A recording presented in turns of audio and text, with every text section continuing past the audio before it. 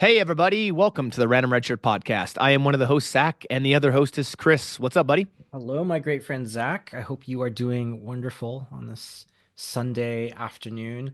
Um, Welcome, everyone. Thank you so much for listening around the worlds and the interwebs and all of the continents and Antarctica and many, many countries. Thank you very much for joining us. It's been a wonderful journey. Yeah, Antarctica, Chris. I know you're just pining for some penguin listeners. That would be awesome to have some penguin listeners. Yeah, Yes, we can invite them on the show and all of I that. love I love Be good. penguins, so that would be Yeah, awesome. Who yeah, doesn't love penguins? They're cute and they may smell and project their poop, but hey, that's okay. Besides the point, yeah. It's a they're terrific awesome. bad guy in Batman too. Penguin. Yeah. Yeah. And did you know this fun fact of the day? Because I love penguins, so I know a few facts about them. Did you know that more penguins live in warm climate than cold climate? Yes, I did. You didn't know that? Yeah, for No, real. no, this I did not know. Yeah, I don't remember how many. It's like the 17 species, or like it's like I don't know, 70% of them or something, 80% or whatever live in warm climate, not in cold climate. It's actually interesting. Oh, that's cool. You always think of them like Antarctica and cold climates, right? We do. This is good. We need more penguins in our daily lives, which would be good. That's right. Yes, that's right. For those of you tuning in and watching us all over the globes and the interwebs, welcome to the Random Redshirt podcast or the Random Redshirt Penguin cast, whichever you prefer. Hmm. We're a couple of nerdy guys who like to talk about all things nerdy and geeky Just thinking about like a penguin wearing a random red shirt. That would be with a pretty cool. little red bow tie Mm-hmm. because it Yeah, got to look distinguished, right? absolutely. Yeah. Absolutely. Yeah. Well, we are here, Chris, continuing our spotlight series of Section 31, looking at Deep Space Nine's last Section 31 episode entitled Extreme Measures. And with the way you've talked about how much you like the character of Sloan, this has got to be a little bit of a sad episode for you. Actually, it was a sad episode. I really like the character of Sloan. I think he is multi-layered, which we actually see in this episode.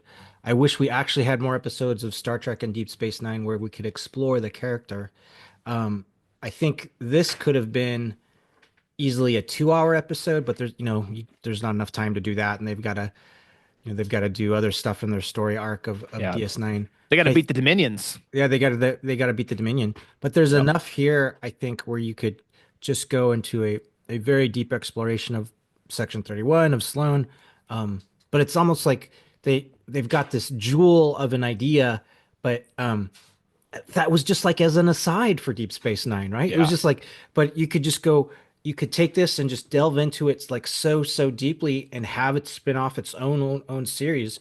But that's just what was incredible because they spurned this great idea of Section 31.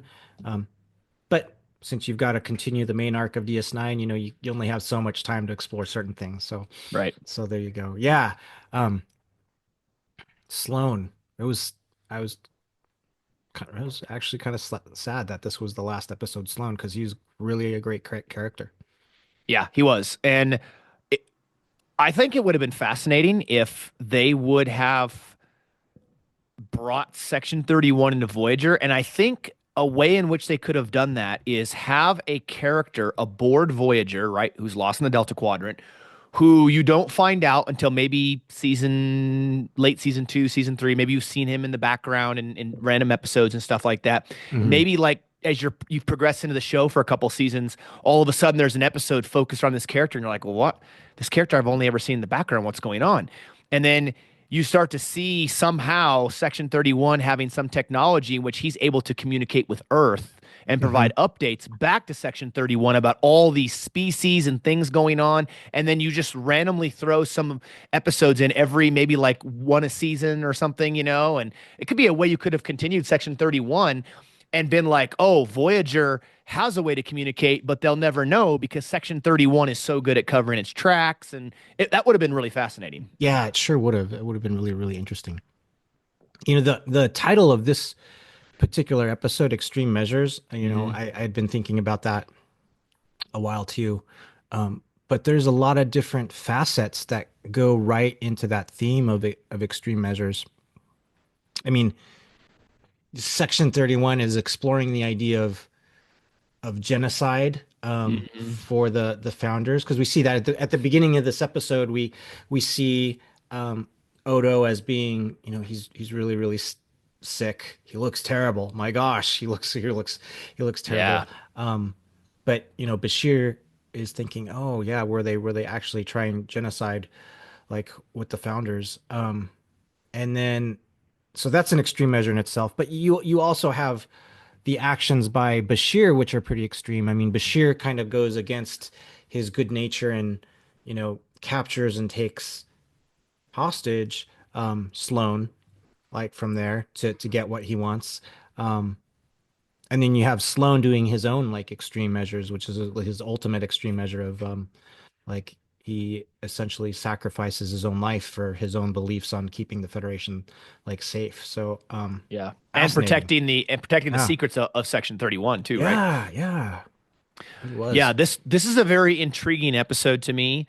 It is sad because this is where we say goodbye to Sloane.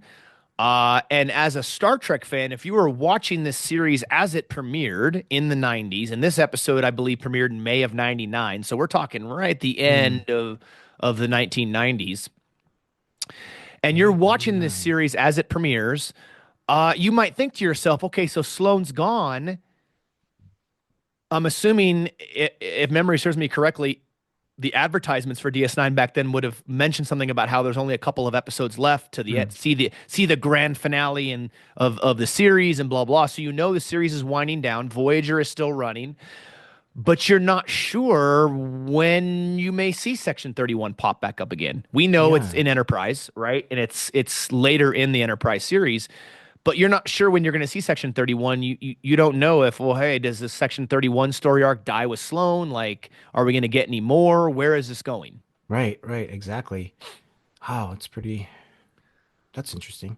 Yeah. So a couple of things here. I think it's Hmm. important that we note as we jump into this deep dive of D Space Nine's extreme measures. This episode was written by David Weddle and Bradley Thompson, directed by Steve Posey.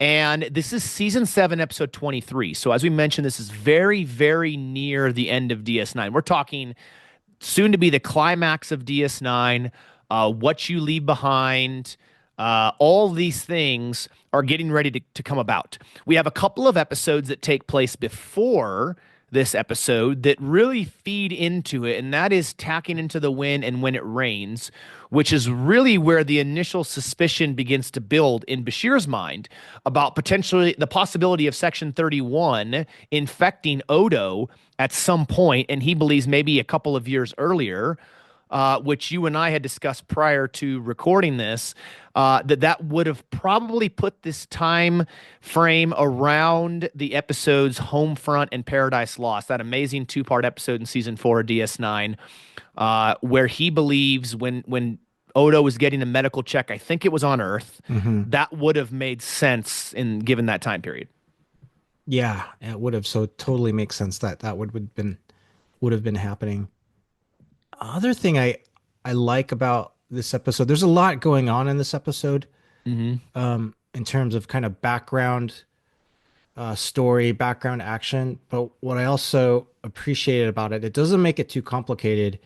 It really takes, three main characters of this episode, Sloane and Bashir and your man, Miles O'Brien, like, and that's kind of the focal point and the central focus on the episode. I like that because of all of the background complications of this episode. It makes it like much easier to follow. I think that was a smart move. Yeah, for sure.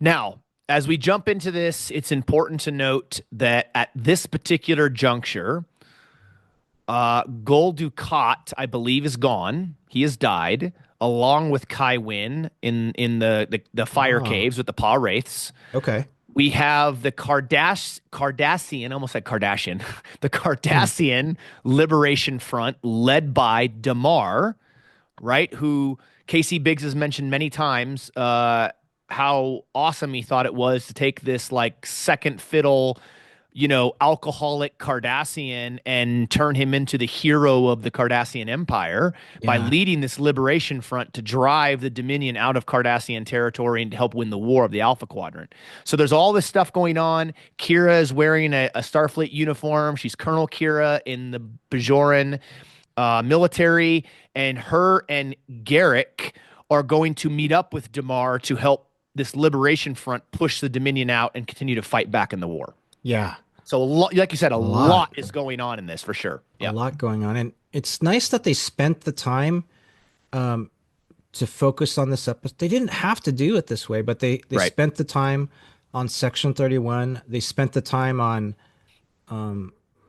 actually these kind of deep sci-fi themes that I like in this particular episode. I know that this episode had some criticism in the past, being that, oh, they didn't some past critics thought it didn't follow the main arc of the season that well and that it was slow paced.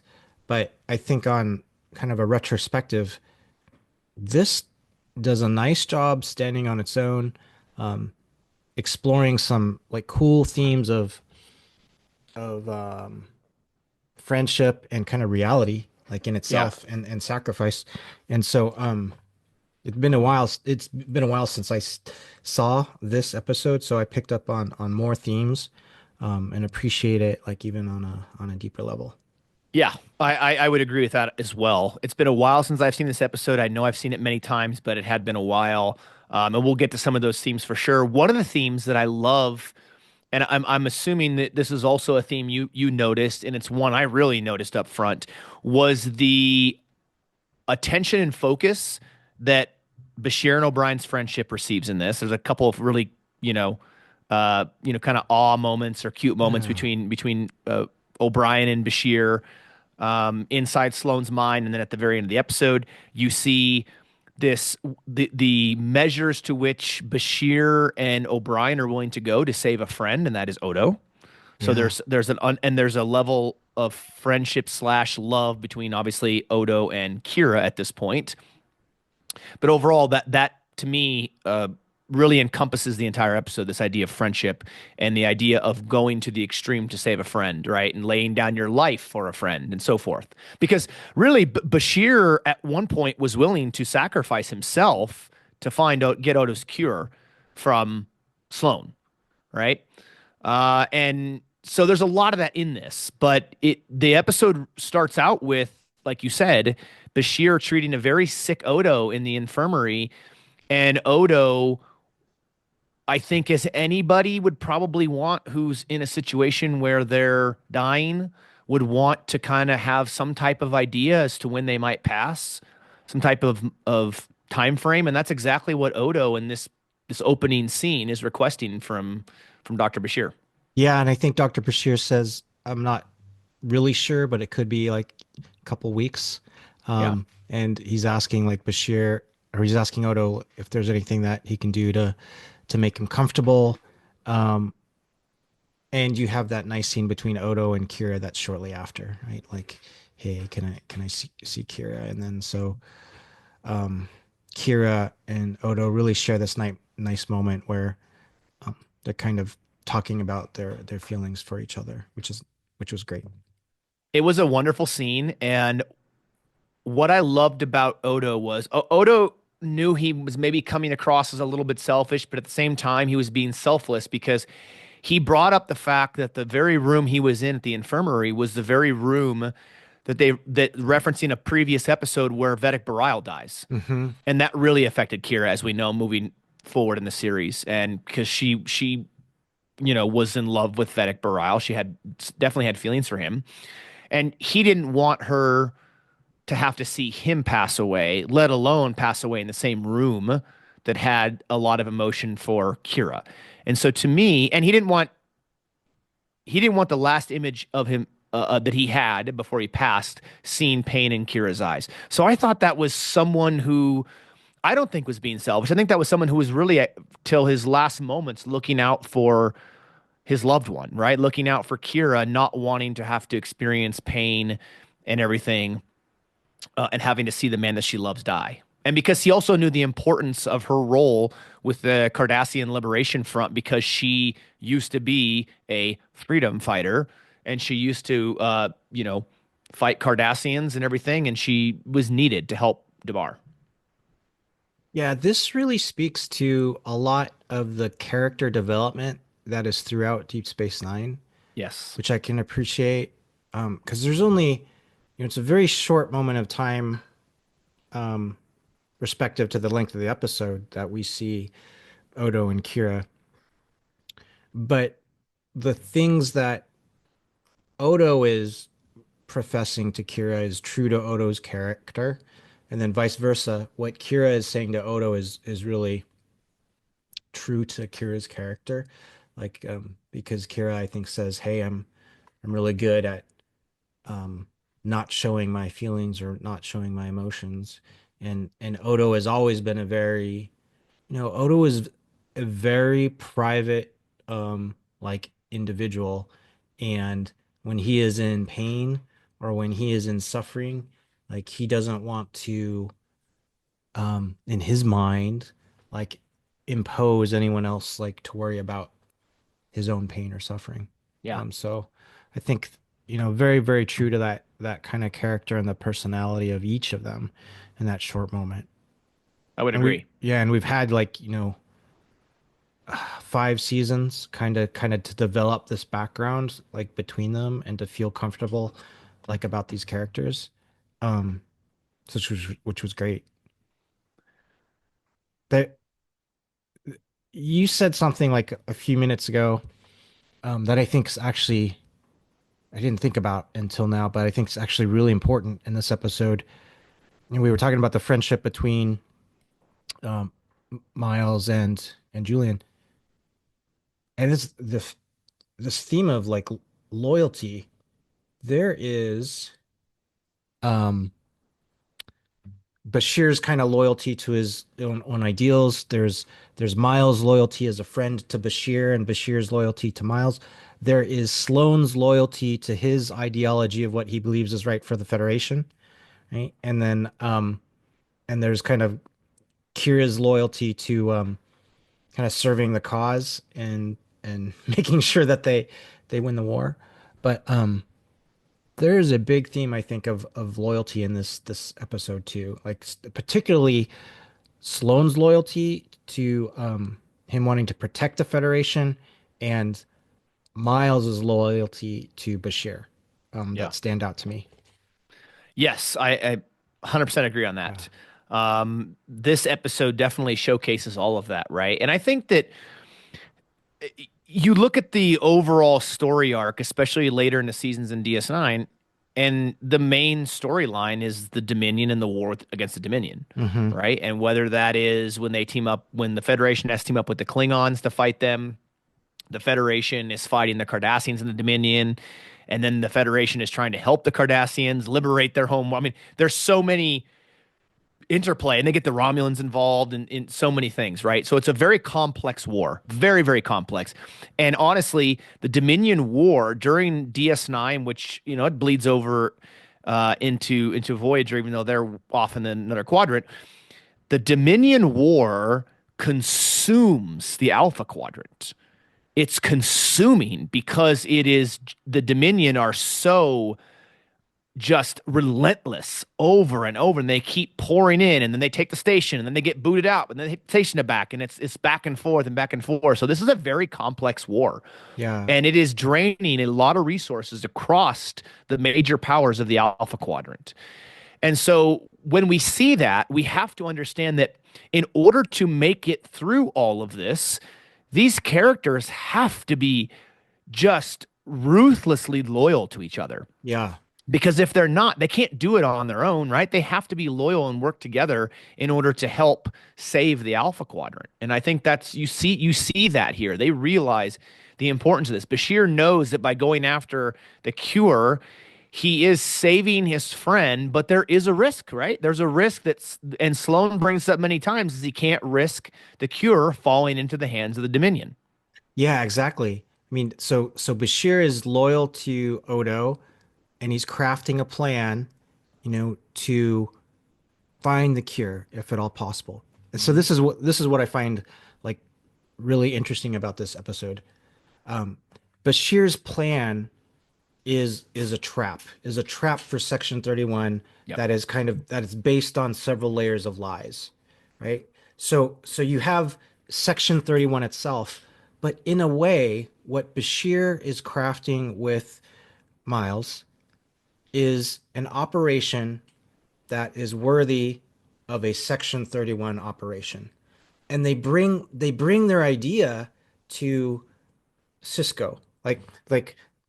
They bring that idea to Cisco. Like Bashir's talking to Cisco and saying, "Yeah, we didn't want to tell you because we weren't sure how you were gonna feel, but like I sent a communication to Starfleet Medical that we had found a cure, um, and but I really hadn't found a cure. It's kind of want to lure them into a trap." And oh yeah, by the way, I still have these Romulan kind of mental like memory probe scanners Yeah, that which are are not illegal. that are illegal, right? And so he's sharing this with Cisco, and Cisco in Cisco's place, right? So he's the commander, he's the captain. He says something like interesting because in his place he could squash it, right? He could totally squash it and Yep. say, "Nope, I'm not going to let you do this. It's not allowed." But instead of that, he goes, "Well, despite all of these legal and ethical kind of violations, I still think your plan's a long shot." I mean, that's what he says. I mean, he's still like let's allows them to kind of carry on with it on this kind of elaborate like covert. It's a kind of a covert like operation. So Yeah. when I was thinking about that, I was thinking they're setting up this kind of their own kind of Section 31 or covert operation to trap like a Section 31 like operative. And I'm glad you mentioned all this because I had a couple of thoughts running through my Yeah. mind on this particular scene with Cisco and Bashir and O'Brien. To me, I loved it. There were some funny moments to it where Bashir goes, well, it's okay, it's not his fault. I ordered him to lie, and Yeah. he's like, but doctor, you're not answering my question, you know. Yeah. So that was interesting. A couple of things.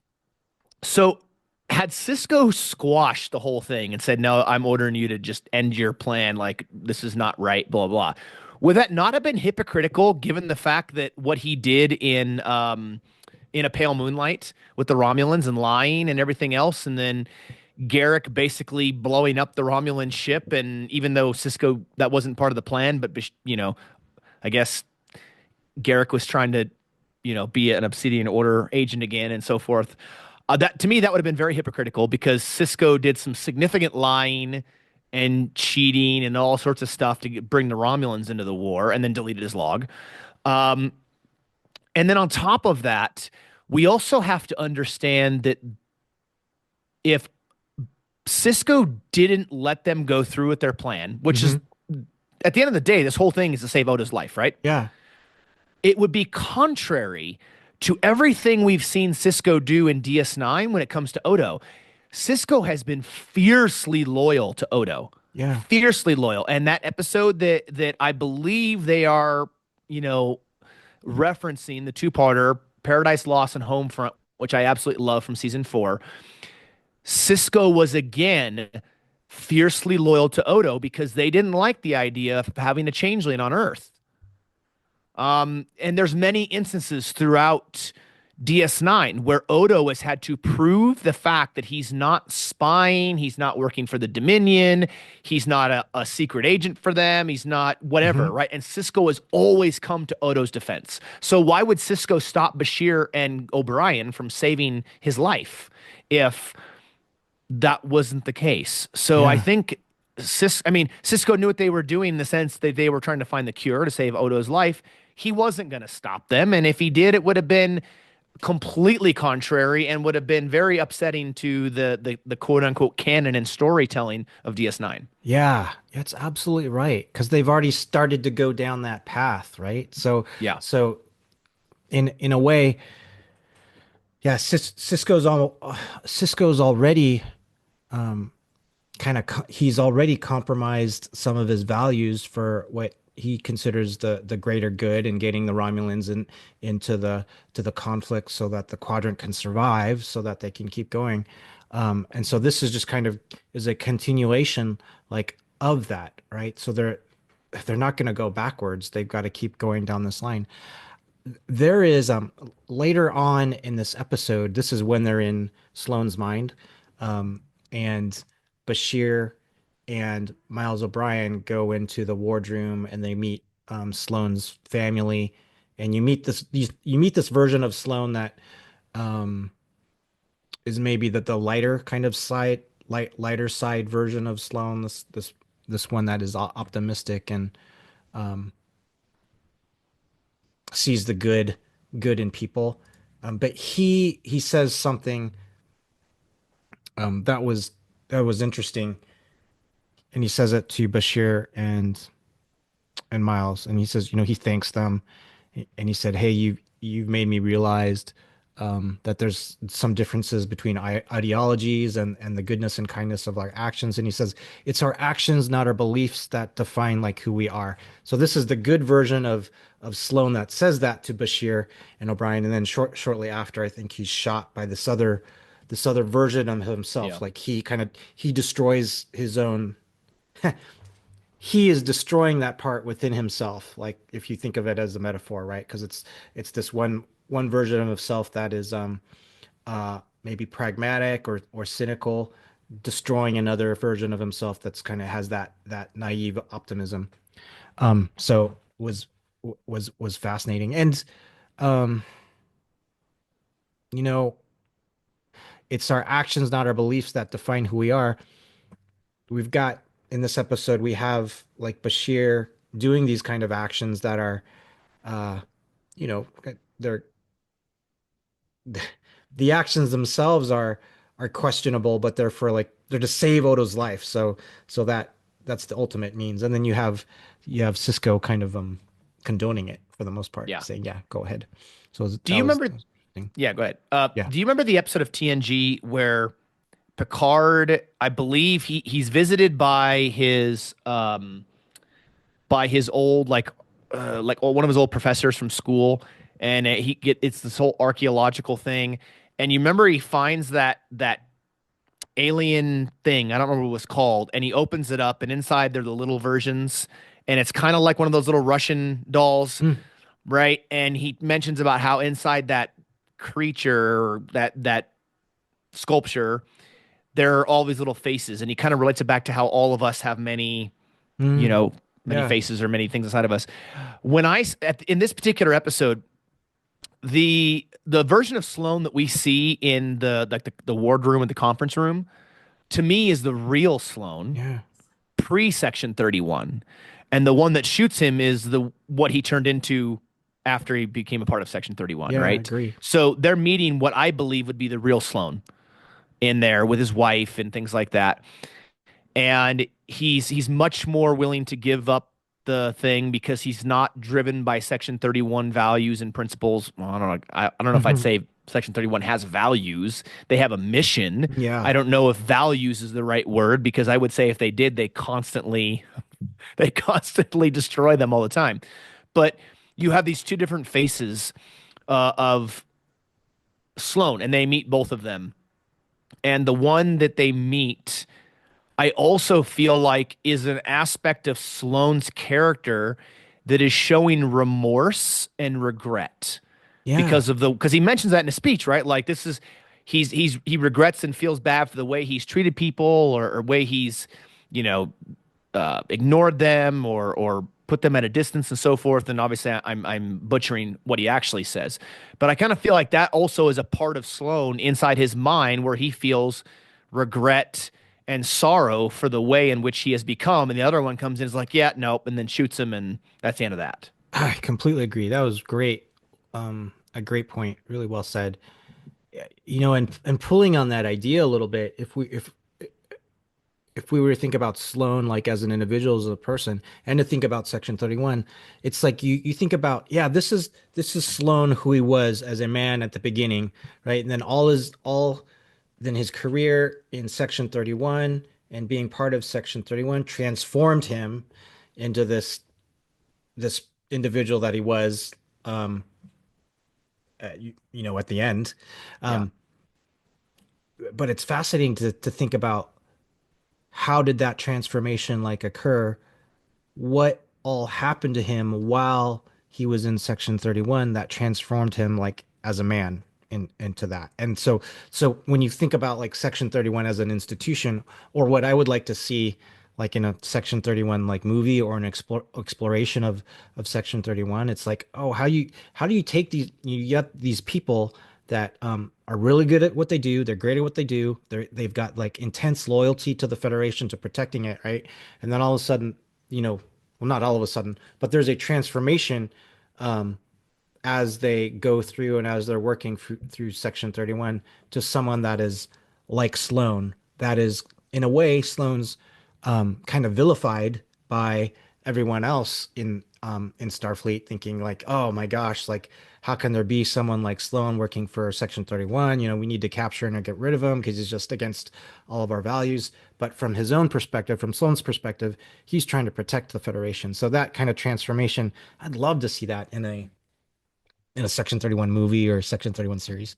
Yeah, and that would make sense why the Mirror Universe Philippa is the main character in the Section 31 movie. Without obviously, we don't know Hmm. hardly anything about it other than what we've saw in the trailer, which was quite a while ago now. Uh, it would make sense why she's that way because she's ruthless like Sloane. Hmm. She's willing to go to extreme measures, to quote the name of the episode, in order to accomplish said thing. Now, that being said, because she's from the Mirror Universe, what would we expect to see from her in regards to loyalty to the Federation? I would argue her loyalty may not be there. It may be to her own personal Hmm. desires and wishes and things. And so I would expect to see something more along the lines of her loyalty to herself and to the people that are working for her, or, people that are in her inner circle or people that are loyal to her, rather than loyalty to the Federation, which again would be contrary to what we've been seeing throughout these first three Section 31 episodes.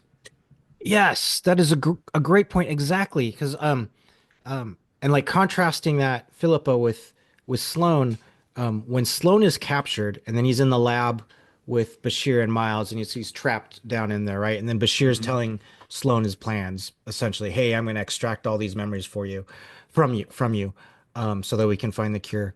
And Sloane's like, well, yeah, well, first, I don't know what the cure is, even though he does know what the cure is. But like, if you do that, then you're going to cure all the founders, right? And so that's a threat to the Federation. But Sloan starts he it's kind of interesting. It was interesting to me. He goes, "Hey, like, hey, Chief, how's the family going?" And Mm. and then the chief's like, "Well, what do you mean? My family's like, yeah, they're okay, blah blah blah." Um, and then Bashir thinks, "Oh, you're trying to threaten the chief's family?" And then I think Sloan says something about like, "No, that wasn't it. I wasn't trying to do that." And he says something to Bashir. He goes, "I was wrong about you. Um, people like you, if you follow your ideologies, like will be a really, really big threat, like to the Federation, and you could destroy the Federation by just following your own ideologies." And then he says, "I can't let you, go in. I can't let you go in and find this cure because if you do, it's going to destroy us." And he goes, "That's why." That's why we need people like me, because of people like you, Bashir. We need people like me to kind of be opposed to that. And that's when he makes his Sloan makes his sacrifice there. He sacrifices his life. He has that I think mental, there's something to do like it's not a cyanide pill, but it's like something with his brain that he can shut Yeah, something off, he can right? trigger. Yeah. Yeah. But I was like, he sacrifices himself like in that moment. And when I was kind of reflecting on that, I felt like he was acknowledging that Miles has a family. Like in a way, he's sacrificing himself for people like Miles O'Brien and the families that Federation officers have, um, because there's potential danger from people like Bashir being so idealistic or so self-righteous, like they will do something that could potentially threaten like the Federation. Um, Yeah. yeah. So, I do you find it in the least bit self-righteous on Sloane's part to be saying that Bashir's ideologies are going to destroy the Federation when here is someone who has done so many dark alley, questionable, morally, maybe to a certain extent, morally bankrupt decisions in order to quote unquote save paradise? Uh, it's interesting. The quote that Cisco has early in the episode when he's that interaction with him and Bashir and O'Brien, where he says genocide mm. committed by people who call themselves Federation citizens. And really, to me, Section 31 is a war of ideologies, right? It's a war of ideologies because Section 31 believes that what they are doing has to be done to save the Federation, while yet someone like Cisco and Bashir believe that what they are doing could destroy the Federation as well. And so you have this headbutting of ideologies of the traditional federation type of values and so forth versus people who are operating on their own with no checks and balances, with what appears to be, to a certain extent, some level of no moral compass. Um, it's very complex than what it seems. Oh yes, beautifully complex. Um, and it may seem like it's going on a tangent, but it's not going on a tangent. But there's the Charles Dickens novel that is referenced in here, Tale of Two Hmm. Cities. That's referenced Yeah. like a couple times, right? And they Yep. talk about it. It was the best of times. It was the worst of times. But I was thinking about that novel and the themes that are in that novel. Some of them are these kind of opposed ideologies too. Like in that novel, there's the oppressed kind of peasant class that also does questionable, like atrocious things. Yeah. Um, and then you have a character at the end that sacrifices himself, like to protect a certain like ideology and to protect someone that has a family too, Hmm. which was great. So when that was happening, I was thinking about Sloane and Sloane's sacrifice, because in Sloane's mind, he's protecting the Federation and people with Federation officers with families like O'Brien. Yeah, So yeah. he's protecting that paradise, right? That Hmm. we mentioned that several times in the last episode, Inner Arma Enim Silent Legis. I think that was a line in that episode quite a few times about this idea of paradise and the fact that underneath paradise there's men like Sloane having to do things in order to keep it that way. Yeah. So I think that's kind of their approach, this idea of protecting people who are unwilling maybe to do what needs to be done to have that protection. Yeah. That was really cool, man. But I mean, but as we're connecting the dots here, right? We did this with the pilot episodes. We've done it with the Mirror Universe episodes. We begin to connect the dots as we go through a spotlight series on said topic. In this case, Section 31. We're beginning to and we're looking at just those specific episodes. We begin to connect the dots here, and obviously, these first three episodes, everyone has featured Sloane, and we're beginning to connect on how he's starting to think. Unfortunately, he only lasts three episodes, Yeah. but we're beginning to see how he thinks. In this case, we literally go into his mind, and which is always interesting. The image of Bashir and O'Brien walking into that room on the Defiant, and the place is a mess, and there's pads everywhere, and he's slumped back in his chair with his eyes closed until they first come in, and they walk over to him. That is the image that is burned into my mind of this episode. It has been ever since I first watched it.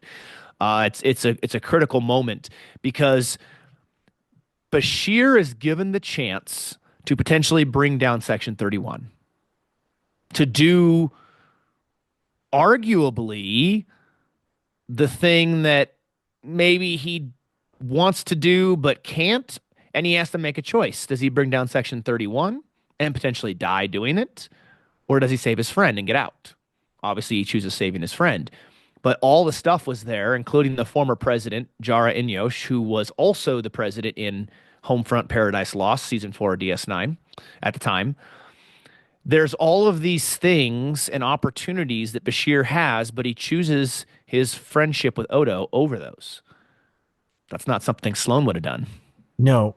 Well, and I would say without Miles there, Bashir may not have made that choice because Miles was the one that said, "Hey, Julian, you can't do this. We have to save Odo. We have to save Odo." So Miles was there, you know, kind of protecting the situation and trying and bringing Julian back That's because, true. Miles was saying, he's just trying to keep you here and then we're gonna all die and Odo's gonna die. So Miles had that that's what we love about Miles, right? He's got this very um Miles is very like he's honest and forthright in his intent, right? Julian's got all this stuff in his mind. He wants to do, I mean, he's ambitious and he wants to do everything. He wants to save Odo, but he wants to take down Section 31. He Yep. also wants to be the best like medical doctor in Starfleet. And so he's got all that going in there. Miles is like, hey, we gotta save our friend. We gotta do this. So Yeah. I actually love that it was Miles there with him and Miles pulling back Julian into, hey, what's really important right here at the moment? We gotta save Odo. Yeah, and I mean, you said it. That's why Chief's the best. Yeah. But many times Chief has been the voice of reason too, right? I mean, Hmm. he is Yeah. for all intents and purposes, he's a senior enlisted guy on the station, and he tends to be the voice of reason many times, even after they put him through the ringer, and it's always this O'Brien must suffer underlying tone of DS9. But yeah, I think the chief being there was really important because I think Bashir would have gone down with the ship, so to speak. Right? He might have died along with Sloan in order to figure that information out. Now, if he had died with Sloan, I don't know how the information would have gotten out. Yeah. Uh, but he was given a choice: take down Section 31 or save Odo. And obviously, I think he made the right choice in this case. I think it's a choice that many of us would make if we were in the situation. We had a friend dying. Do we save our friend or do we take down this organization or attempt to take down an organization? Honestly, even if he had the information, he got out with the information, there's no guarantee that that takes Section 31 down, though, because they're so good at covering their Yeah. tracks and everything else. It's probably most likely they would have gotten out of the whole thing. Yeah, agree. Agree. So, um, so I think that was important. I think Yeah. that was an important moment, as you mentioned, in this episode. And the fact that everything's a mess and there's all this information in there, but they know it's going to go bye bye when Sloan dies. Um, it puts Bashir in a bit of a pickle. And I like that they do that, right? Because again, you get a chance to see them continue to develop Bashir's core principles, core values, character throughout previous episodes and this one as well. Hmm. Yeah, it was good. It was good. I also like the fact that because I kind of had forgotten about this, that they're woken up, right? And then they realize through a series of clues, which is the type of episodes we love a lot, that they're actually not awake. They're still in the mind of Sloan, and Sloan's using these things in order to keep them there, Yeah. right? Yeah. That wasn't in that was a bit of an important thing, especially where he's looking at the Tale of Two Cities that he gets the copy loan from Esri, who was owned by Jadzia before, and he gets to was like page 294 or something, and it's the opening line. And the reason it's that way is because Sloan doesn't have the details because that's as far as Bashir got. Yeah. And so you really see how far and how sneaky Section 31 can be, in this case, Sloan, in order to do what needs to be done. And I did want to mention too, Chris, the whole thing on the holodeck where Bashir does these spy novels and this Yeah. secret agent stuff. Don't you think that that played a key role in Bashir coming up with this double agent, double spy type of bait trap thing that he sets to bring Sloan and Section 31 in? I don't know that that happens if he doesn't have all this secret agent stuff rattling around in his head. Yeah. Yeah. Bashir loves the idea of being a secret agent. And so when he captures Sloan, like near the beginning of the episode, when Sloan shows up in his quarters and then Sloan realizes that, oh, he's been baited there, you almost see this, well, you do. You see this smile of realization come like across Sloane's face, going, "Oh no, you don't have the cure." And so, so he realizes why Bashir brought him here, and Sloane's like, this is almost this is almost in a way an affirmation on why Sloane thought that Bashir would be such a good recruit for Section 31, right? Yeah. Because Bashir is doing all of this stuff. He loves doing this stuff. And so Yeah. absolutely those those spy adventures on the holodeck have like contributed to that. So you brought up like the dream, and then it was a dream within the dream, which was great. And this is amazing that I mean this is like a side episode of DS9, like aside Yeah. from the main arc, but Right in the middle of it too. right Like in I the love how middle. they Yeah, can because at the beginning, right, with Garrick and Kira and everything, they're still keeping it connected to that yeah, arc, right? By a few threads, but they're peeling off. And I think my assumption is what they're doing with this episode is they felt like well, we didn't know what was going to happen to Enterprise yet because Enterprise wasn't around yet, but they feel like or it feels like Ira Stephen Bear and the writers were attempting to maybe put a little bit of a bow on the Section 31 mm-hmm, arc with Sloan and mm-hmm, everything and close it yeah, out prior to the D Space Nine ending, which I thought was really important because they had devoted 2 episodes to Sloan in Section 31. Had yeah, they not gone back to it, it would have been open ended and never really resolved in any way. yeah. It had. This is a great episode. So I had been reading, have been reading. So it's this book called Reality Plus. Mm, So I've been sharing a little bit about this with you, but this book explores simulation theory and virtual realities. But as part of it, though, it talks about like dreams and is how do you know that the dream world is not a real world? Um, and it explores this different idea of like these philosophers throughout history. Descartes had this philosophy argument that said, how do you know that everything you're seeing, everything that you're experiencing isn't a dream? And then, which was one layer. And then he said, how do you know that your dreams are not actually being controlled by another malevolent entity? mm, And so, that idea, the dream within a dream was present in this episode. And then the dream and the dream within the dream controlled by a malevolent entity, or I should say at least controlled by Sloan, was present in this episode. And this side episode of like DS9, which is this huge other like this whole other like sci-fi like theme that's there, right? Like you said this came out in 1999, so did The Matrix. Matrix came out in like 1999 yeah. where we're talking about simulations. So I just thought it was really cool that they had this, man. That's why it could have been its own like movie. This episode could have been like its own movie, but they had to squeeze it into like 45 minutes. But they were putting all these cool like themes in there. Yeah. Well, I can tell you, Chris, I know how I'm not living in a virtual reality, and this is not all made up. Yeah. If it was real, I would have been landing fighter jets on aircraft carriers like in Top Gun. Because I wanted to do that, like many Yeah. people, right? I had that dream for a long, long time. It didn't end up working out, obviously, but that's how I know this is not This is not reality. Because if it was, then that would be happening. But anyways, Yeah. yeah, no, that's really Yeah. good, and that's an important point. I like how you brought in Matrix because that is that exact type of idea, Yeah. right? This living in this computer simulation, and that's been something I think that's been theorized and philosophers have talked through this for many decades, right?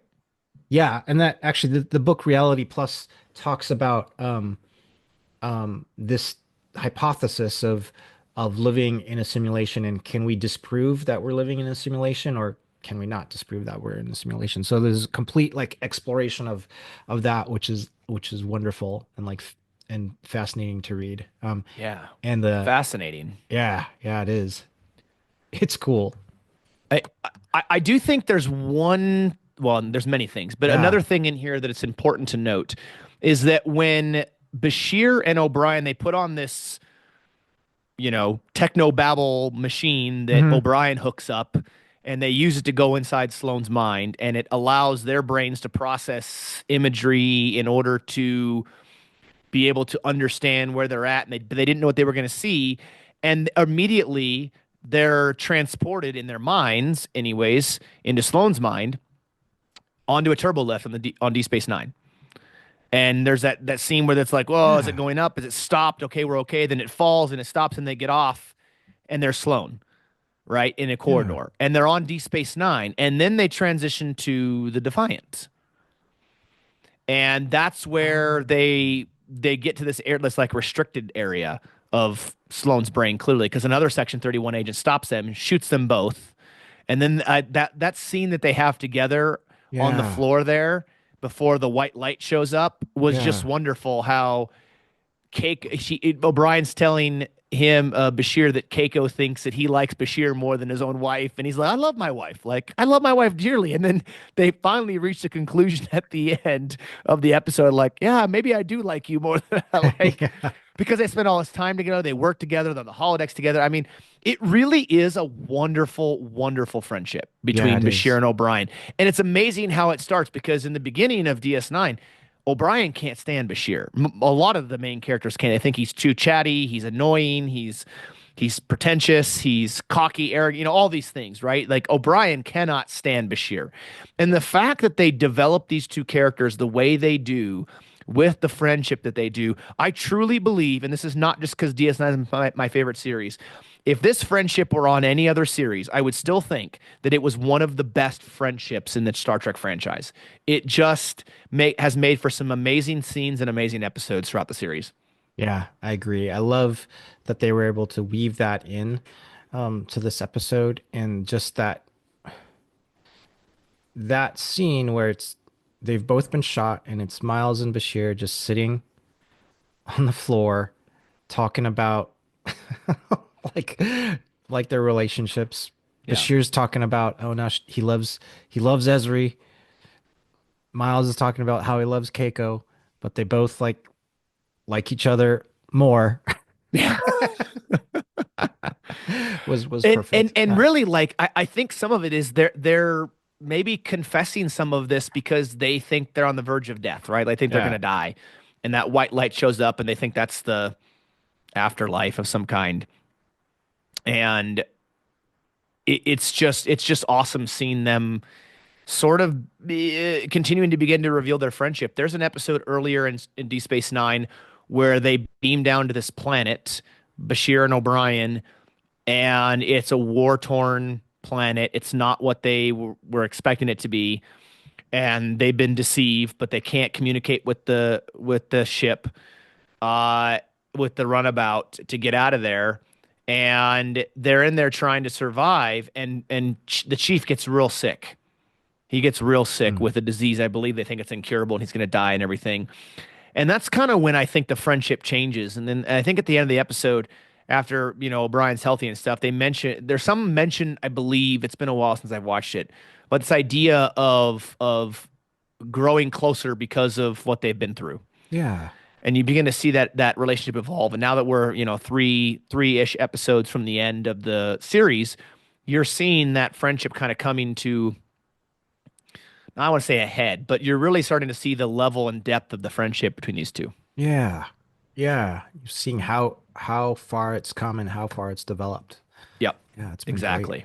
Yeah, it really has. And so yeah, I think there's a lot of things in this episode that makes you kind of scratch your head and go, okay, well, there was a moment I believe. When was it? Was it early in the episode or in the middle of the episode when Bashir makes that line that he thinks that he had made a link where he believed that there was at least 73 Mhm. people that would have had to have been a part of this whole cover up Yeah. with getting Odo sick if it was Section 31 that was Yeah. involved. Yeah. And then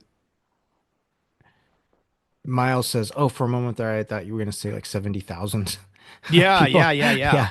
Yeah. Yeah. And that's a big deal. So that tells you that what Section 31 is doing is entrenched in the Federation. That it may be a secret organization, but there clearly is a lot of players at hand. We know Admiral Ross from the Hmm. last episode was somewhat involved in some way, shape, or form. And that even to some of the highest levels of the Federation and Starfleet, Section 31 has some sort of ties or some sort of power in doing what they believe needs to be done. Maybe because Section 31 plays it off as like, hey, we're doing all of this to save the Federation. This is all for the good of the Federation. So all these people are buying into that belief. Yeah, which is true from a certain perspective. They can say, Yeah. yeah, yeah, this will help like preserve the existence of the Federation. Yeah. Um, and this particular mission that Section 31 is doing, probably the Romulan Empire is not going to object to it either, or the Klingon Empire, right? So, No, and or the yeah, Cardassians or the for that matter. Cardassians. I Yeah, mean, we know the Cardassians and the Romulans are certainly have no issues with having organizations that do extreme things and really bad things. The Klingons are just they're warriors. They'll do whatever they need to do to maintain honor and gain victory, and to you know protect the Klingon Empire. Like we mentioned in the last episode, right? It would Odo thinks it makes sense for the Federation to have something like this. yeah, yeah, completely. Completely different viewpoint, right? So I believe that this episode shows us the length to which someone is willing to go to save a friend. Right? The title Extreme Measures, as you mentioned, is very fitting given the amount of extreme measures that are taken throughout this episode. Yeah, I agree. There's the length that they go to collectively to save Odo, right? There's the length that Miles goes to accompany Bashir like into the dream state because Bashir's like, "Oh, well, my death." I think he says something like, "Yeah, my death would be like a mild sacrifice or just it wouldn't be too bad." And Miles is like, "Well, I'm going to go in with you." So there's the length that Miles goes to do Yeah. that. And the length I think that Sloan goes to kind of protect in his mind what he feels like is very important to protect the Federation. Like, no, I can't let Bashir get the kind of secrets because he's going to cure the founders and then the Federation's going to, perish. But don't you feel like in this episode it shows that Sloane's mind is torn a little bit, right? Because one part of his mind is saying, "Yeah, here, doctor, I want to give you the cure, but I'm not able to," and the other part of his mind's like, "Yeah, no, I can't. I can't because it could get in the wrong hands." I mean, it really does show a bit of a torn nature of his mind leading up to this, up to his eventual death. Yeah, I agree. It's And it's that, very yeah, it's wild. it is. And that is why we like Sloan, right? And that's why I think we feel that Sloan fundamentally starts off and is good intentioned, right? I think in his mind, pun intended in this case, he is good intentioned, right? Yeah, But we know that, and maybe that's true. Maybe we both agree with the fact that he's good intentioned. But at the end of the day, it's the execution of said intentions that maybe yeah, we don't agree with, right? yeah, Um, exactly. Which is just, now, just it's wonderful to explore. yeah, Yeah. absolutely. Now, I do want to ask you this, Chris. I want to ask because there's two scenes in this episode where Bashir and O'Brien have broken into Quark's bar after hours. Yeah. Now, this question is fundamental to the entire episode. Did you sit there and wonder why Quark never shows up? Like, wouldn't you think if he has this lock on his bar and it's his thing, there'd be some type of alarm that would trigger that he'd be notified if someone broke into his bar? Like, where's Quark at in all of this? Yeah, I had been thinking about that actually. Bashir makes a statement something like oh well the code's not too difficult to Right. the lock is not too difficult. Yeah. So I actually been wondering about this and I'm not sure. Exploring the idea like the dream within a dream, right? And in the simulation, I had been going, I wonder if that scene at the end was indeed, real. Now I think that's just a question. I think it is real, but I think not having Quark there allows for that crack of an opening to consider that to go at the end. Hmm. the dream within a dream. They thought they awoke, right? Um, but were they were they really awake? And I wanted to pay particular attention to where because I think the end scene, Bashir like throws the dart to hit the bullseye, and it hits right at the bullseye, and I thought, yeah, that was fine. Um, but is it that he really hit the bullseye, or was it a dream state that it came in like as a bullseye? And Hmm. there's a lot of Inception kind of if you've seen the Christopher Nolan movie like Inception there. But that's part of what I was thinking about these scenes with Quark's bar. Quark is I not never there, thought of, yeah, deliberately, yeah, yeah. I never thought about the end scene potentially still being a dream state. Never thought about that till now. So I'm glad you mentioned that. Um, Uh, that end scene was really, I thought, funny too, because Bashir's like, well, I gotta go. Keiko's making a dinner. I was like, yeah, Bashir's like, this lady's like, yeah, what can I say? She's an amazing woman or something like that. And Bashir says, indeed, or something. And then mhm. O'Brien's, as he's walking away, turns around and goes, yeah, you want to come? And Bashir's like, Yeah, all right.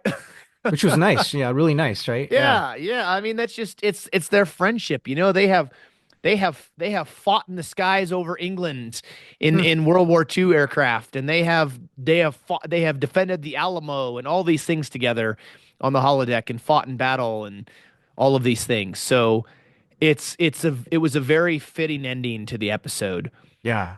going back to this idea of their friendship. So I thought, overall thoughts, Chris, here with these first three Section 31 episodes, all being DS9. The next Section 31 episode we're going to look at it. We're going to jump into Enterprise and look at the first iteration of that. Yes, Enterprise came after DS9, but we're going to be going back in the timeline of Star Trek to look at Section 31 and how it operates prior to DS9, which will be also fascinating to now look at it in this limelight versus just watching the episodes in Yeah. a rewatch order of Enterprise. You know what I mean? Yeah, totally. So this does this mean thinking about this history of Section 31? So Section 31 as an organization would have existed before the formal charters of the Federation? I think, Correct. yeah. Yep. Yeah. Yep. Because I believe Section 31 originally draws its ideas from this. Is it from the Starfleet Charter? Or maybe they say the Federation Charter. It would have been in the first Enterprise or the first DS9 episode that we discussed, right? Which was Inquisition. Yeah. And they mention that in there. I'd have to go back and look if they say Federation Charter or Starfleet. I want to say it's a Federation Charter. So clearly they are operating even prior to the founding of the Federation in Yeah. this case, right? Yeah.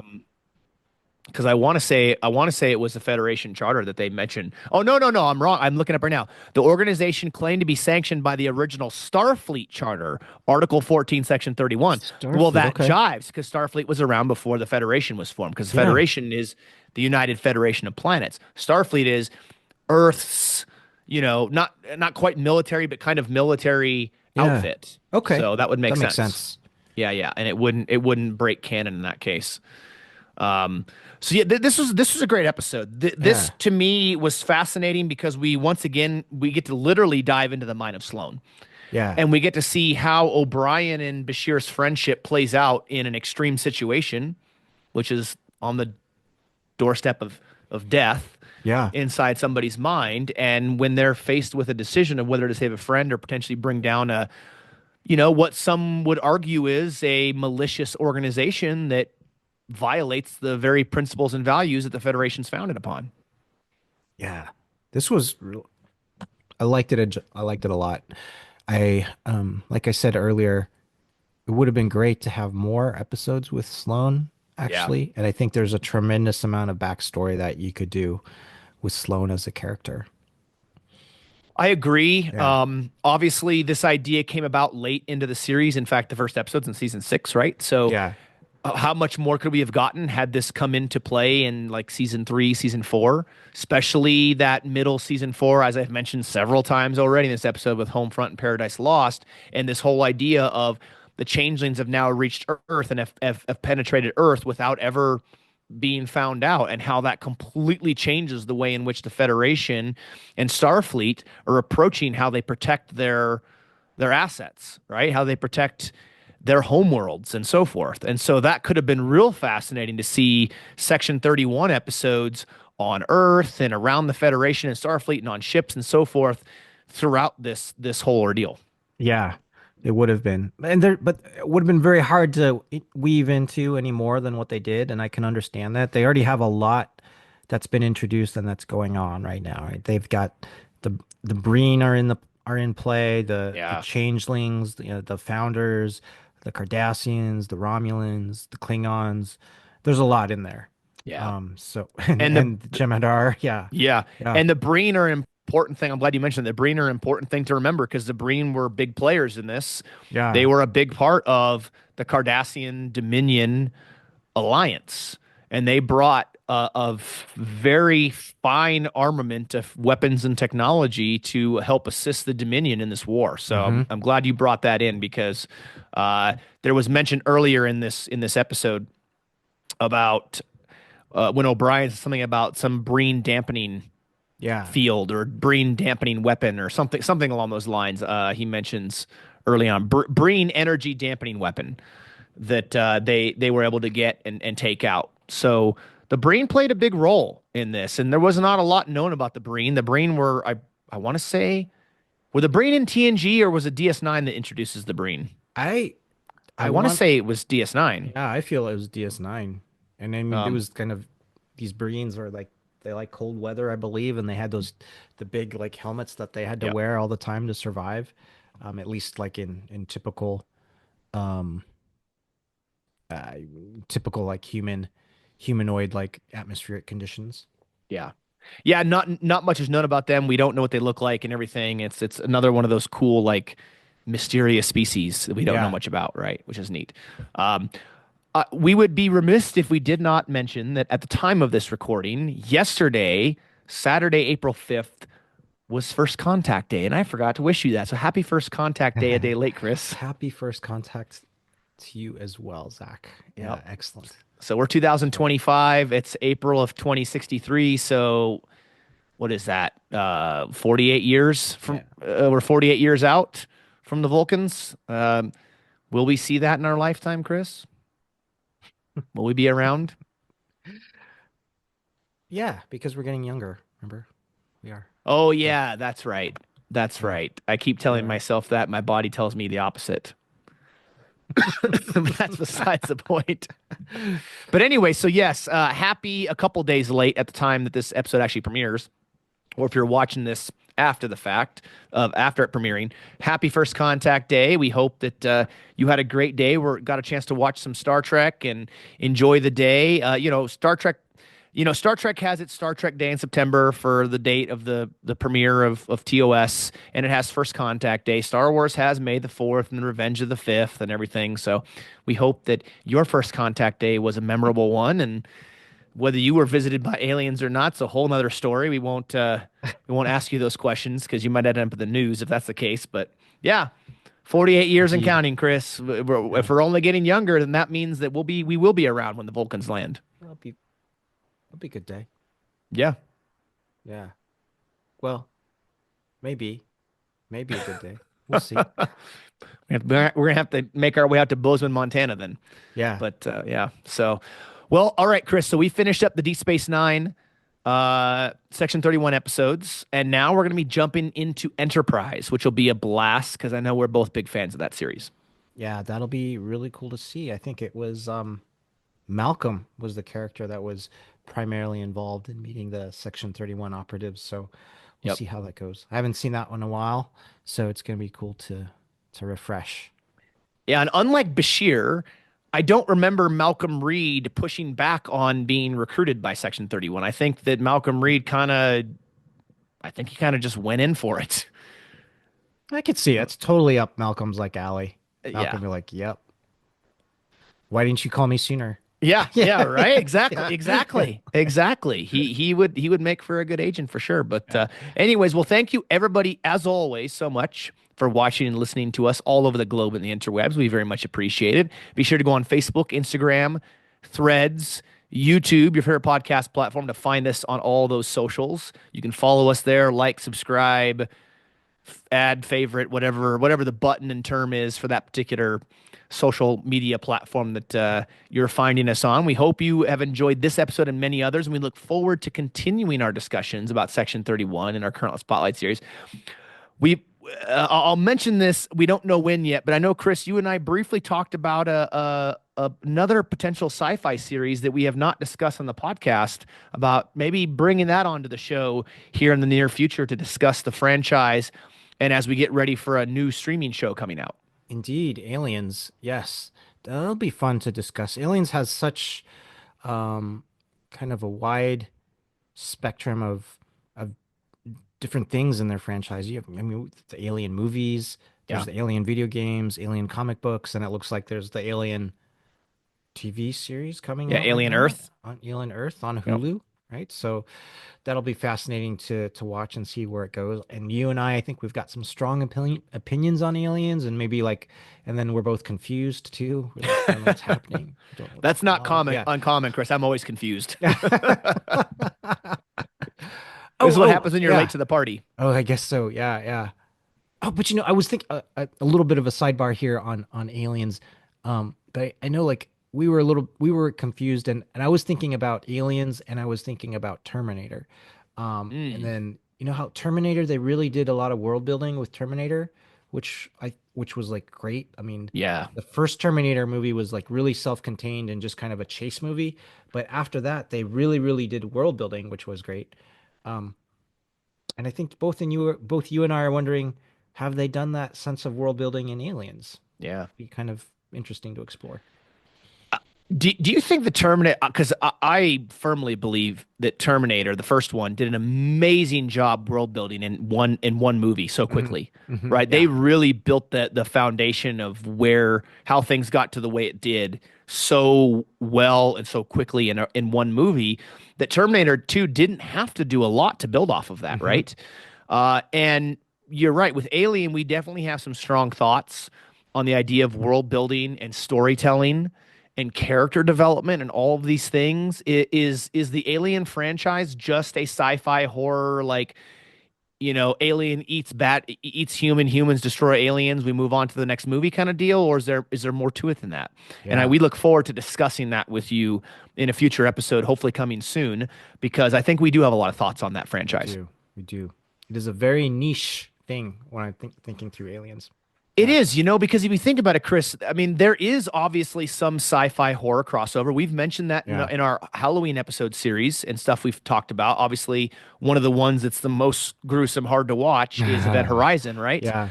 But so there definitely is. There's a precedence for sci-fi and horror to cross over, but it's not as if there is a massive amount of sci-fi horror crossover, in my opinion.